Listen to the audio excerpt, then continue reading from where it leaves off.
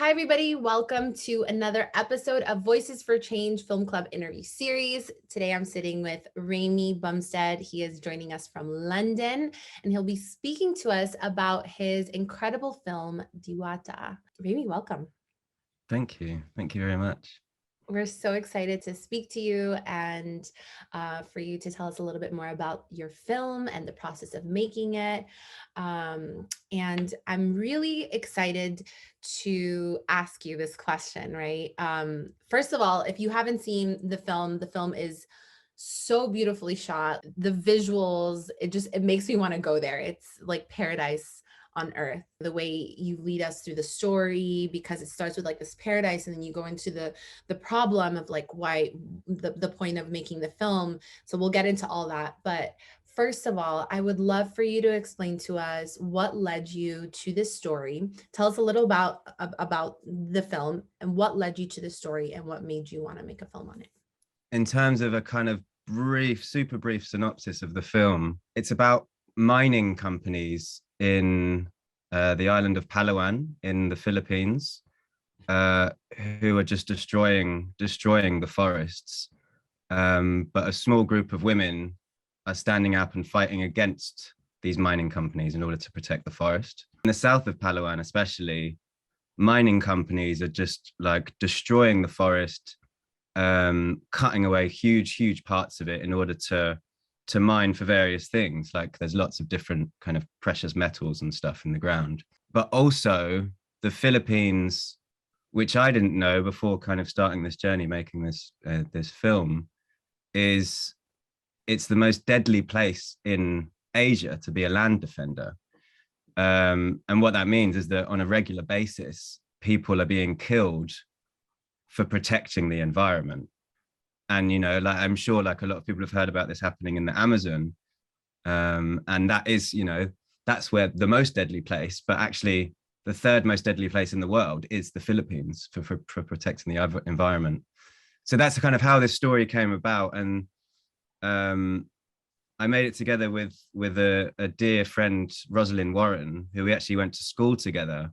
And since then, we've always wanted to do something together. So she's a journalist, and she kind of works all over the world on topics to do with kind of gender rights and environmental stories and lots of investigative kind of journalist stuff. She was the one that first kind of brought this story to me. As soon as she told me, I was like, oh my God, yes, sounds like such an incredible story to film. Also because like I have a personal passion for trees. Like I love forests. I think it's so important that we go out into the forest. On a personal level, I was like, okay, I really want to make this film because it's about these environmental land defenders, but also about forests. So I was like, wow, perfect. And initially, we were in touch with a different kind of activist group who were mostly men. We were going to kind of film them, and they'd been in the media a bit before because quite a few of their group had been killed recently by these kind of different mining companies and various other people. No one really knew how exactly. But then the kind of contact went. It kind of like we weren't in touch with them anymore. But we managed to secure funding for this story. And then when we got out to the Philippines through our local fixers, we heard the story of Nolsita, who's our main protagonist in the film. And as soon as we heard that, it was like, oh my God, yeah, like this is a story. And we went out to the part of South Palawan where the film is set, and we met her. As soon as we were talking to her through the translator, through our fixer, we were like, wow, this story is so powerful. And then we heard about the local mayor who's also in the film and how kind of they're working together, and who's also a woman. Who's also a woman. Yeah, exactly. So just like everything was falling into place before we even started filming. We were like, okay, this is such a powerful story. Not only is it these land defenders, not only is it in this like beautiful place that kind of is shown to be so beautiful, but actually it's got this really sinister dark side. But also it's these women that are at the forefront of this stand up to the power, this rise up to the power. And then as soon as we went into the village where Nolsita lives, and she took us into the forest, there was a whole added element to the story, which is what also really resonated with me again personally, because it wasn't just protecting the forest for a forest and for the environmental reasons. It was all the kind of like spirituality and the power of the forest that they were protecting. So Diwata, it's the kind of forest spirit, it's the spirit of the forest. So they're protecting Diwata. That's what they're doing. But Diwata, there's even a line in the film which is like, I'm paraphrasing, but it's like Diwata protects us.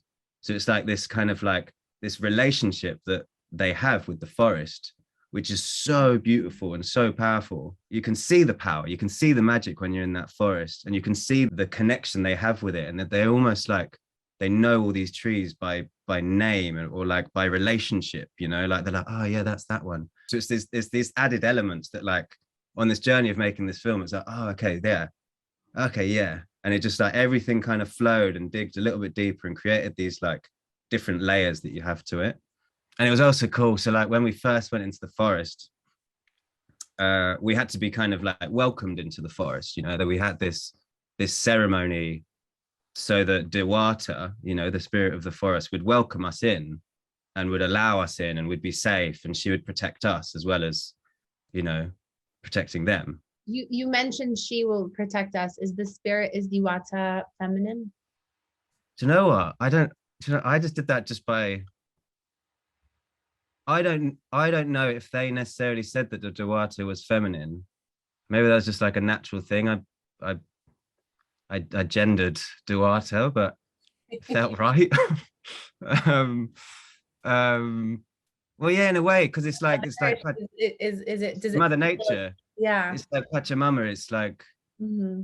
and then at one point, I was flying the drone in the forest, and I'd like sent it up, and I was like getting this nice like panorama of the mountains and the forest and the trees and everything. And then suddenly I looked on the little screen, and it just went completely like weird. And then I realized, and there was like branches everywhere, and it was flipping upside down and twisting. And I was like, oh God, I'm actually like stuck in a tree. And I started panicking. And then everyone's like, what's going on? I was like, oh, I've lost the drone. It's like stuck in a tree somewhere. And I was like trying to like get it back out.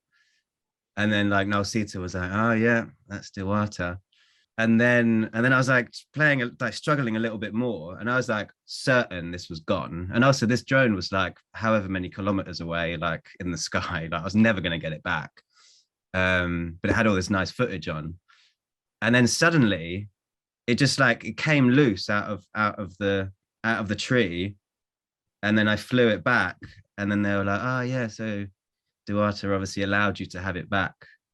And it was like, oh my God, that makes so much sense, you know? It's probably like, what is this weird flying thing? I didn't know about the backstory that you were actually supposed to interview a group of activists that was a group of men. Mm. And that falling through and you still going because you had the funding and you still wanted to tell the story. I'm sure before you went and when you thought you'd be interviewing this group of men, you had pre-interviews, I imagine, and you kind of knew a little bit of the storyline about that.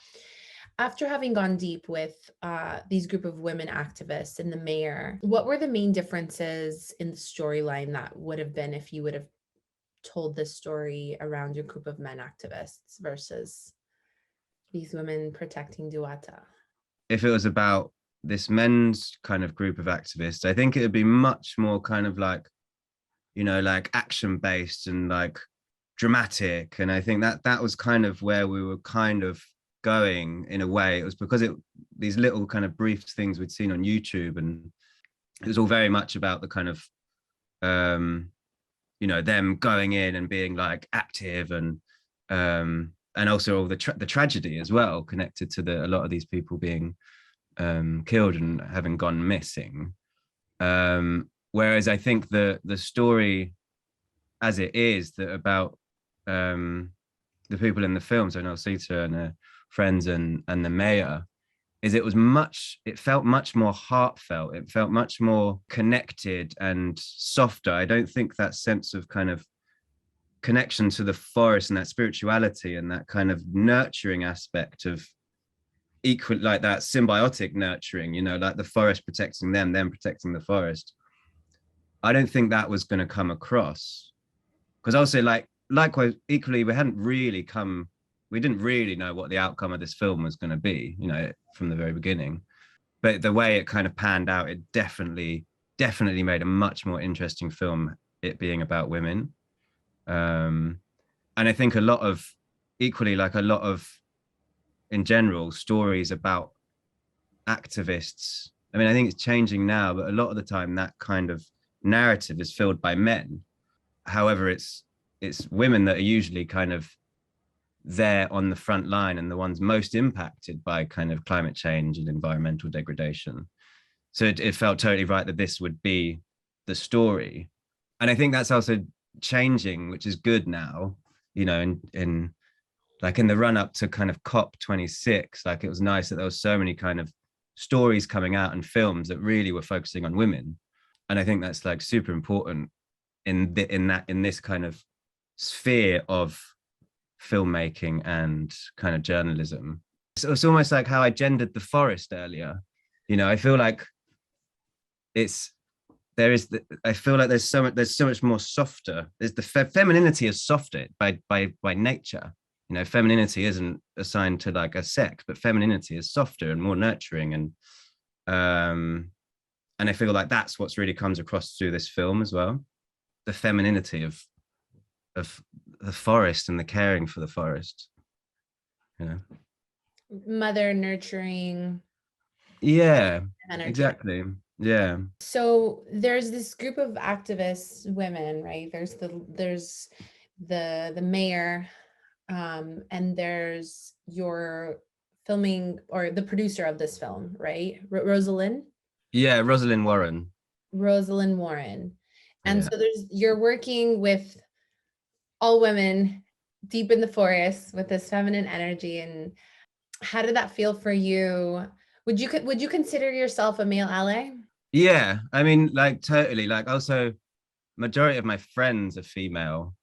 I feel like I've really attached to I've attached to the feminine side of, life. So like, yeah, 100%. I'd say I'm an ally, but yeah, I wouldn't necessarily even say that. I wouldn't even use the term ally. I'm just I don't know, a human that has both parts, like, Right. So like, yeah, so being in the forest with obviously everyone there being women it didn't feel any different to just being with my friends in the forest who are mostly women. When people watch this film, one of our slogans for Women's Voices now is, we want to move people from empathy to action, right? What would you hope that after watching this film, people will be moved to do? So feeling this empathy, perhaps they feel this protection that we need to protect Diwata, right? mm. What do you hope for the audience to get out of this film, and what do you hope for them to do? I think there's two things. There's two aspects of action that I would say kind of what I'd hope as a result of watching this film.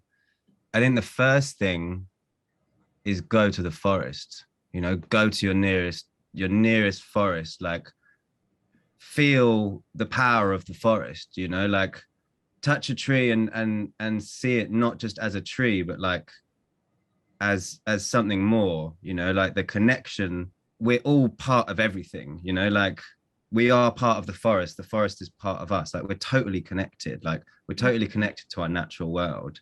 The more people that kind of realize this, the better. So I think, like, as a first thing, like, go to the forest, like feel the magic of a forest, feel the magic of the land. We are all kind of in this together, whether you're a human, an animal, a tree, a plant, or whatever, like we're all on this like huge thing of rock in space. I think if everyone had that same feeling, that same connection to the forest that Nolsita has, I don't think there would be that many like environmental problems in the world. There wouldn't be this like mining, there wouldn't be all this destruction, because you'd realize that actually you're Destroying yourself.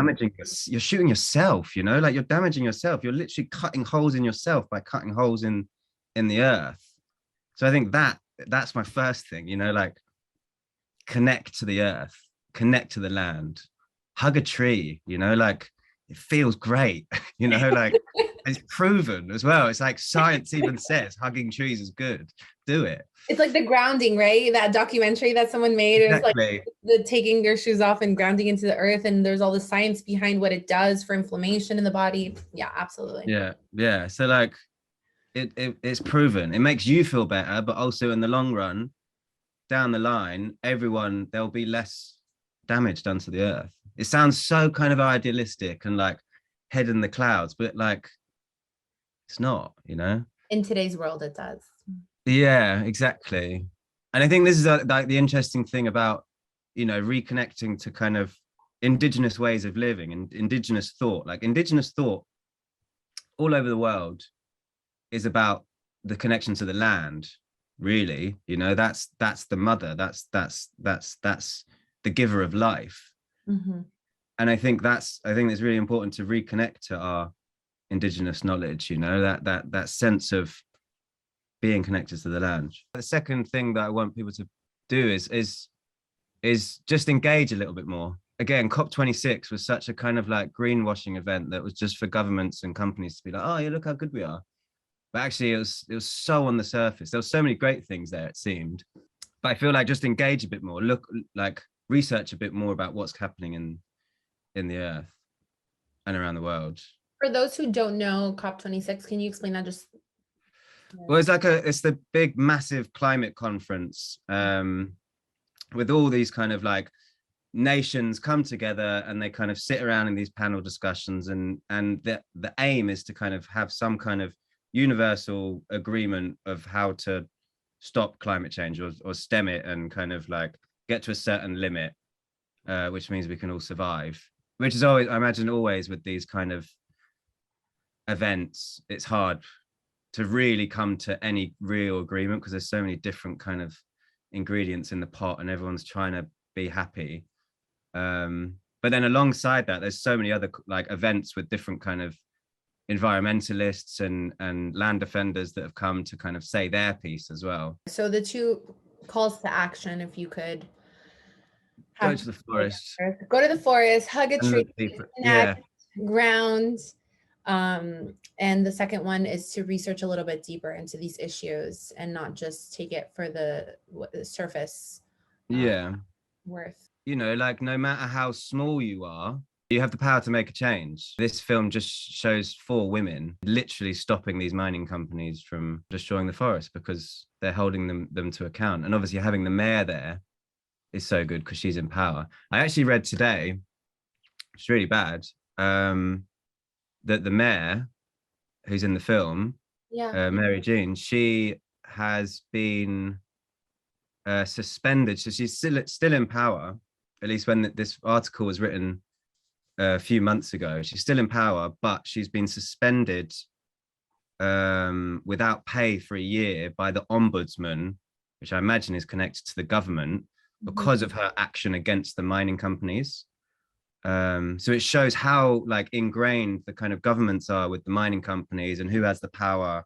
And this is the other thing, you know, these power structures are so interlinked with these companies doing these damaging things. It's like at COP, Jeff Bezos was there, wasn't he?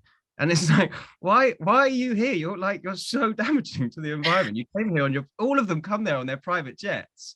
And it's like, you missed the point. Just open your eyes a bit more to why the governments are doing things. Are governments doing things for your interest, or are they doing things because they're being lobbied by these big corporations? And so just for context, Mm, and to wrap everything up, this film was released 2 years ago, correct? yes, yeah, yeah. And it took how long to film? It wasn't long. It was like I think we were only like filming for like a week.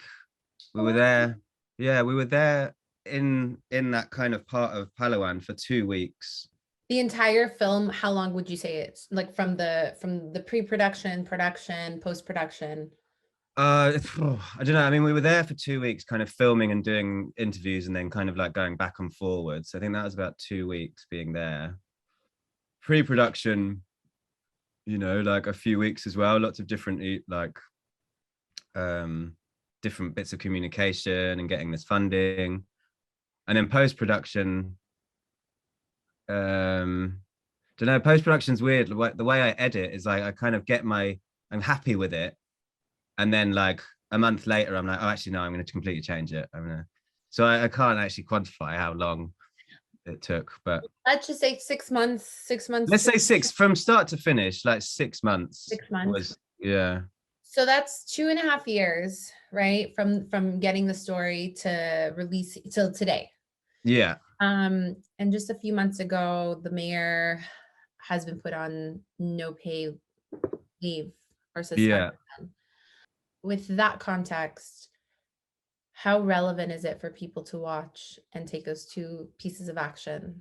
I think it's super relevant. It was filmed then, And it's still happening today. and it's still happening today. This stuff is still happening. The mining companies are still operating. They're still destroying parts of the country. They're still standing up. And also this is happening all over the world. You know, these companies are still mining. They're still doing all this stuff. A lot of this mining is happening for things that we're using all the time, you know, like the precious metals in our smartphones. Mm-hmm.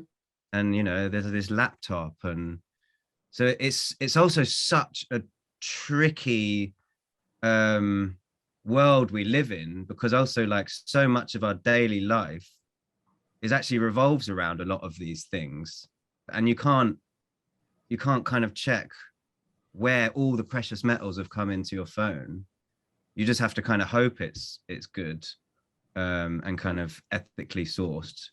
It requires a nuanced conversation rather than a Totally. And there's no, yeah, yeah. but we want to end on a positive, don't we, somehow? Go hug a tree. Go hug a tree. That's the positive. That's the takeaway. Well, the positive is that you're bringing these themes and these conversations to light. The fact that you've highlighted such beautiful magic that happens, I feel like you definitely capture the magic of that forest with your shots. I mean, they're just beautiful. You capture the magic of these women, especially in filmmaking. It's really hard to capture a feeling. It's like you can capture, I don't know, a tree, but the feeling of the tree and the feeling that the humans have with that tree, that's really beautiful that you were able to do that. Thank you. That's literally like the nicest thing I've heard. Thanks. Thank you so much for letting us interview you. And yeah, so after this interview, people get to watch your film. If people want to get in touch with you or have more questions or want to do more, where could they reach out, or where should they go? They can find me on Instagram, Facebook, website. My Instagram is at Remi Bum. Facebook is just my name. Website is myname.com. Wonderful. Thank you so much, Remi. We really appreciate it. Thank you so much for joining us. Thank you so much.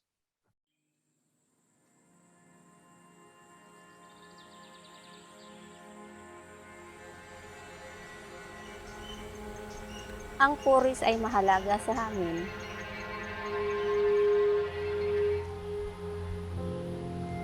Kailangan naming protektahan ito ay para hindi mawala sa amin.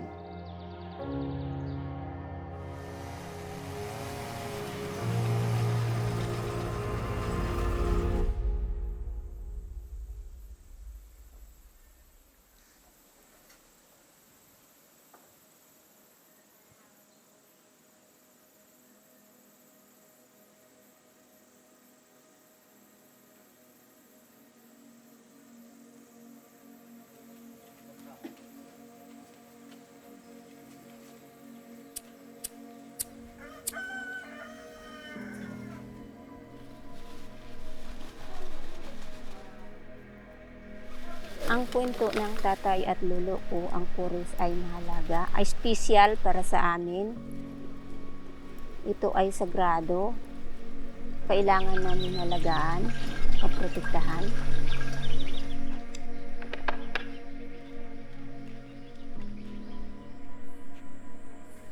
Ang pagpapatrolling ay ginagawa ko sa loob ng 13 years.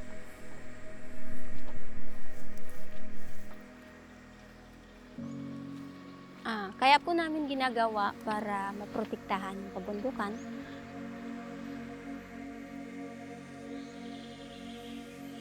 may maabutan pa yung susunod na henerasyon. Yung mga kabataan, maabutan pa nila yung malalaking puno, maraming ibon. So, mas lalo pang hindi masira ang kabundukan.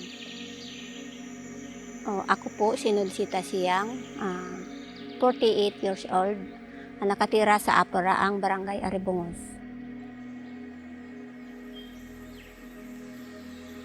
Mayroong diwata dito sa kuris na ito, nangangalaga at nangangalaga din sa amin.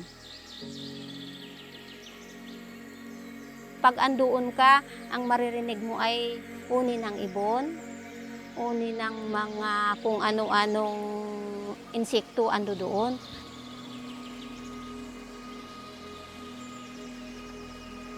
So parang wala kang problema, parang isa kang nakatira sa paraiso. Yun po yung totoo.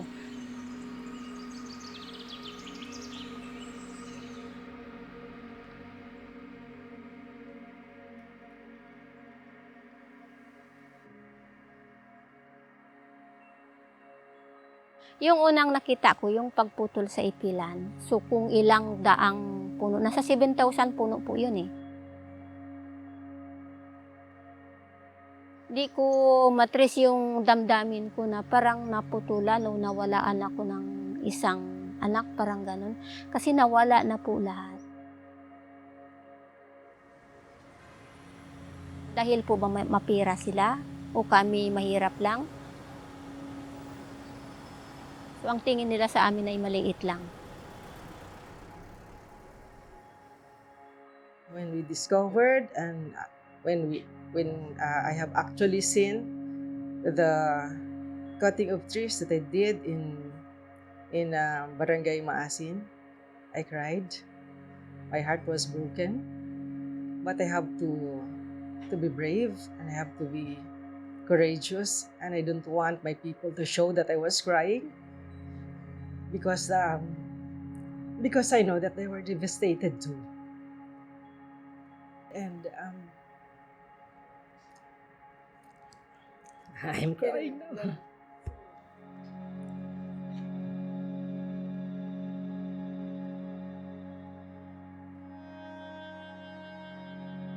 Mayroon kaming kapitbahay na sumusuporta sa mga illegal loggers dahil sila ay nababayaran. I have witnessed how they are being used and abused and bribed and fooled by these mining companies. So kaya lalo lang kaming tumapang dahil andyan siya. So malaking bagay po yun sa amin.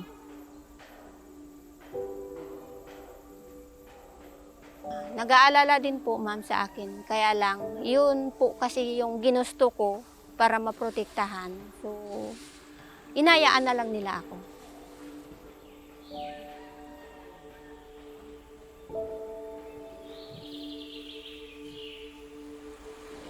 Kung pumupunta kami sa gubat at nakakita kami ng illegal loggers, ito ay sinusumbong namin sa mga otoridad. Kaya po kahit anong banta nila sa akin, sugod pa rin ako ng sugod. So kaya hanggang ngayon, hindi nila ako maawat.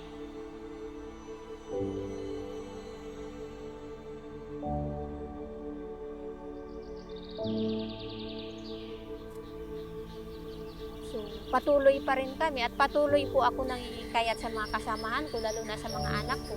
Natuloy po tayo lumaban. We draw strength from our heart because we believe that what we are fighting is good. If we will not fight them, they will just destroy our mountains. So we have no choice but to fight back.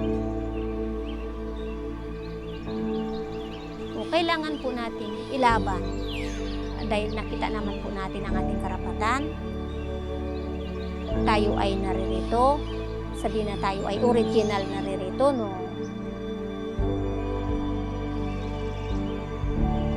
dapat po hindi po tayo magpatalo sa buhay.